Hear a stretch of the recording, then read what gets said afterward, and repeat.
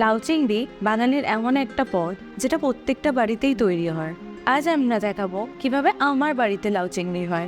লাউ চিংড়ির জন্য একটা ফ্রেশ লাউ এনে টুকরো করে কেটে নিতে হবে। নিয়েছি চিংড়ি, একটা আলু টুকরো করা, আর আদা বাটা, তার সাথে হলুদ গুঁড়ো আর জিরে গুঁড়োটা আমরা মিক্সড করে নেব।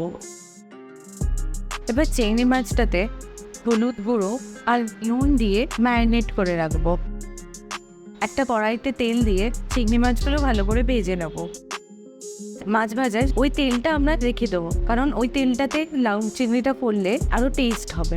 কড়াইটা আমাকে চেঞ্জ করতে হয়েছে কারণ ওই আগের কড়াইটা অনেক ছোট ছিল। ফোড়নগুলো দিয়ে দিচ্ছি, তেজপাতা, শুকনো লঙ্কা, গোটা গরম মশলা আর জিরে।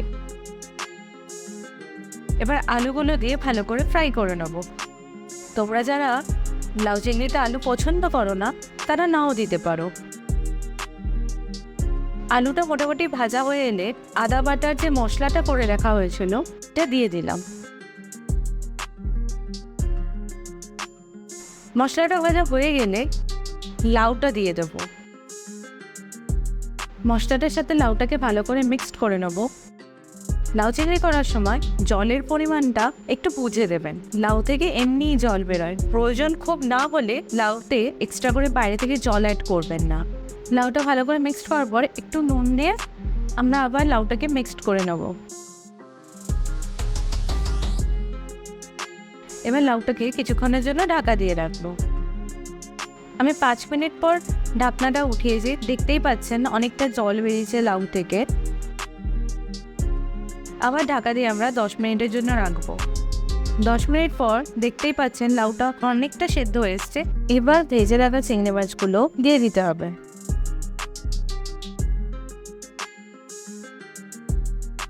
এবার মাঝখান থেকে ছিঁড়ে রাখা লঙ্কাগুলো দিয়ে দিলাম। স্বাদের জন্য একটু চিনি দিলাম। লাউটা হয়ে গেছে। এবার আমি গরম মশলার গুঁড়ো, একটু ঘি ওপর থেকে দিয়ে ভালো করে মিক্স করে নিচ্ছি।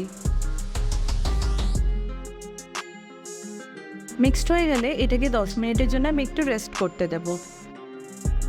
10 মিনিট পর দেখতে পাচ্ছেন এটা রেডি হয়ে গেছে। এবার এটাকে সার্ভ করব। গরম ভাত, সাথে মসুরের ডাল এবং লাউ চিংড়ি। আহা, আর কি চাই বলুন। লাউ চিংড়ির রেসিপিটা ভালো লেগে থাকলে লাইক করবেন এবং কমেন্টে জানাবেন আপনাদের কেমন লাগলো।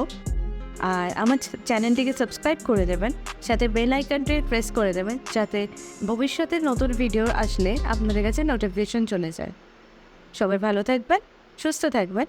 আবার দেখা হবে নতুন একটি রেসিপি নিয়ে। টাটা।